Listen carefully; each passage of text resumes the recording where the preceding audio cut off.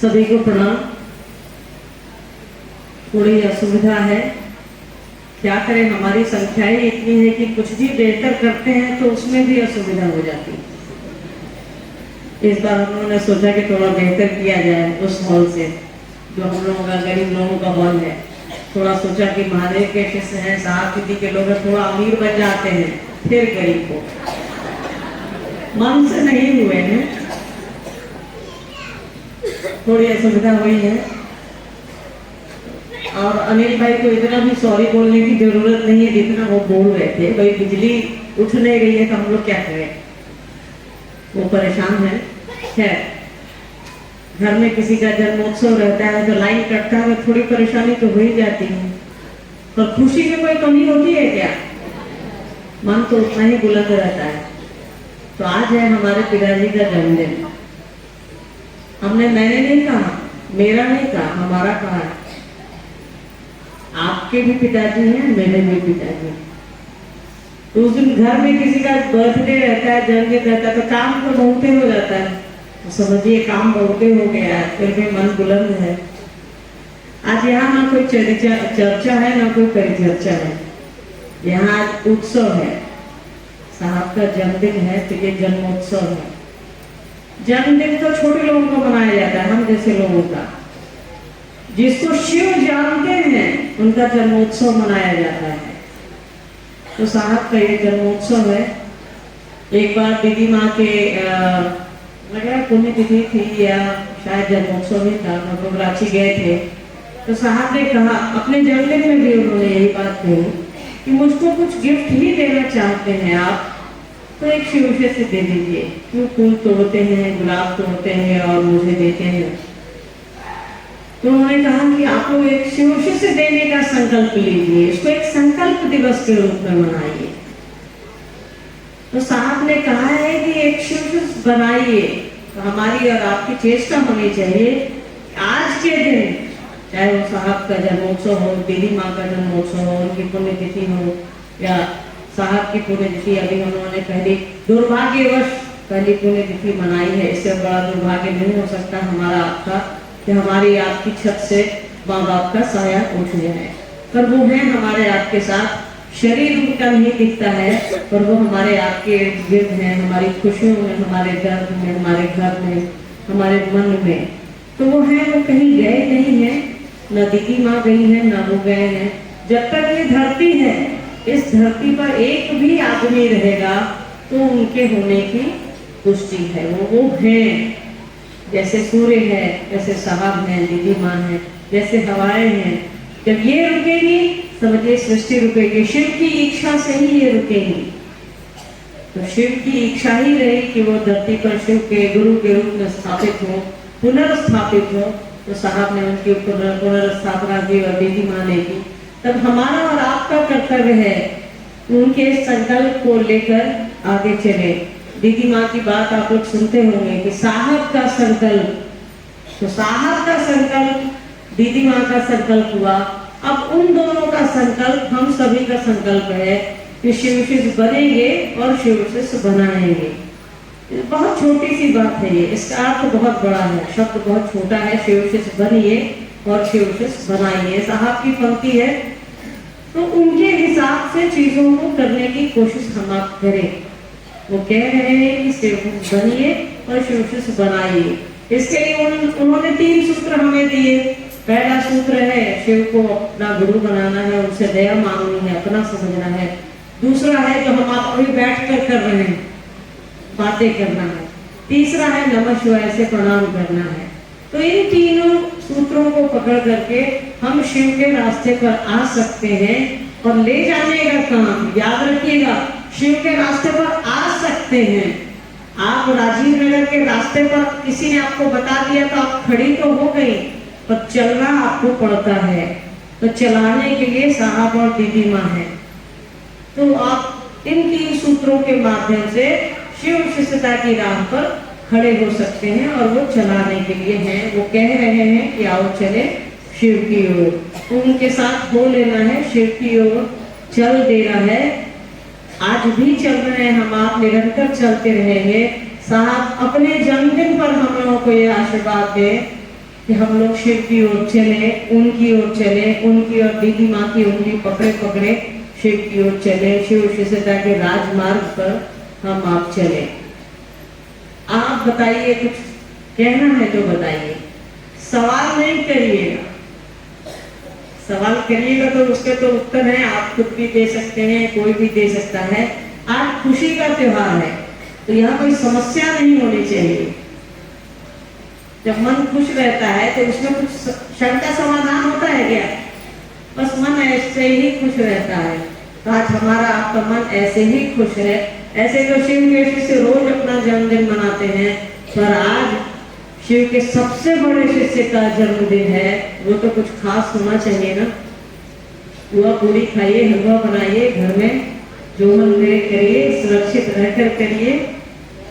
इसके अलावा और कहने को कुछ भी नहीं है कि आप साहब दीदी के बने रहिए, हम सभी साहब दीदी के बने रहे, ताकि शिव के राजमार्ग पर वो हम लोगों को ले जाएं।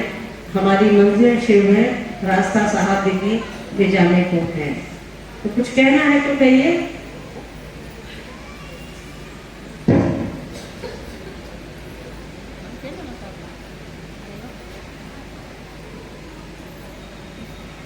आज भी सवाल है? चलो।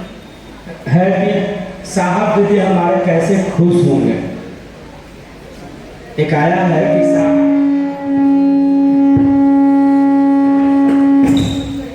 ऐसे ही भाग जाएंगे। साहब दीदी कैसे हमारे खुश होंगे, साहब दीदी कैसे खुश होंगे। भाई कोई कैसे खुश होता है? आप उसका काम करिए, वो खुश हो जाएगा। मास्टर कैसे खुश होता है? विद्यार्थी जब पढ़ता है, अच्छे अंक लाता है, ठीक है। हम आप कैसे खुश होते हैं? बाल बच्चा अच्छा करता है, घर परिवार अच्छा करता है, कुछ अपना फायदा होता है, तो शिव को गुरु बनाइए और लोगों को प्रेम। देखिए, ये समझ लीजिए, साहब और दीदी माँ को हमारे आपके पैसे की जरूरत नहीं, उनके पैसे को हम खर्चते हैं, ठीक है। उनको हमारी जरूरत नहीं, हम सभी को उनकी जरूरत है, ये ध्यान में रखिएगा। तो उनको हम आप पैसे से खुश नहीं कर सकते, चीजों से खुश नहीं कर सकते। उनको हम आप एक ही चीज से खुश कर सकते हैं, वो है महादेव। शिव को अपना समझिए, अपने घर परिवार की तरह समझिए, अपने बच्चे की तरह समझिए। साहब दीदी माँ खुश, एक ही आपके पास उपाय है और दूसरा कोई उपाय नहीं है साहब दीदी को खुश करने का। साहब दीदी को खुश करना है तो आपको महादेव को अपने जीवन में शामिल करना ही पड़ेगा। शिव की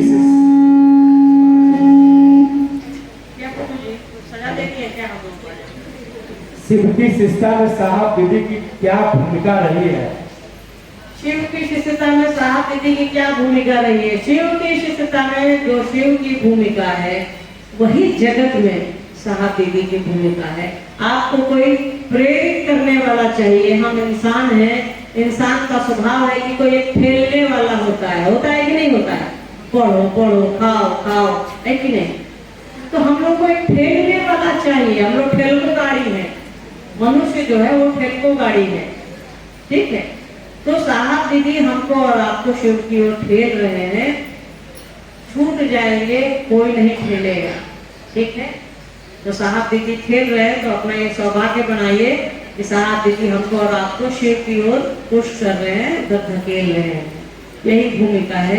जैसे हमारे जीवन में हमारी सासों की भूमिका है, इस जगत की भूमिका है, वैसे ही साहब और दीदी माँ की भूमिका शिव शिष्यता में।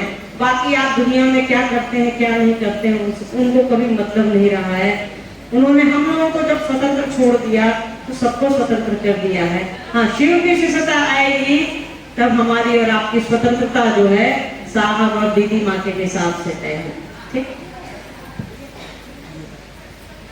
एक है कि शिव का शिष्य कैसे होंगे। आप लास्ट तक साहब श्री के साथ हैं, साहब क्या बोले हैं? भाई जिनका भी सवाल है, सवाल साहब श्री के साथ अंतिम समय तक किसने नहीं रहा है ये बताइए जरा। हम सभी ने उनके साथ रहा है। साहब ने कोई बेईमानी नहीं की है, दीदी माँ ने कोई बेईमानी नहीं की है देने में। उनके पास जो भी था मिट्टी की तरह, हवा की तरह उठाकर हमको और आपको दे दिया, बराबर से दे दिया। अब निर्भर करता है कि आप गंगा के किनारे हैं तो एक कटोरा लेकर के जाइएगा कि बड़ा पतीला लेके जाइएगा।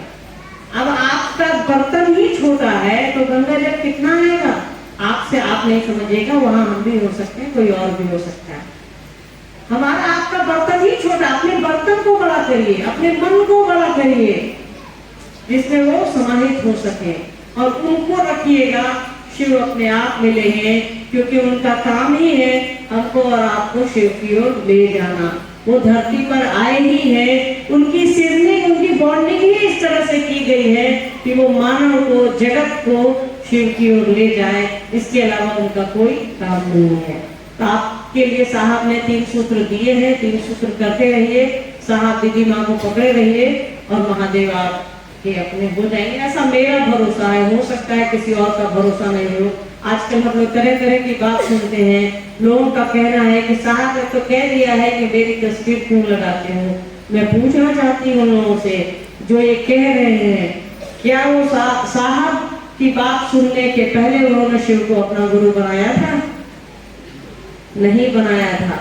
तो थोड़ा तो एहसान मानना सीखिए। हम आप इंसान हैं, जानवर जब एहसान मानते हैं तो हम आप इंसान हैं।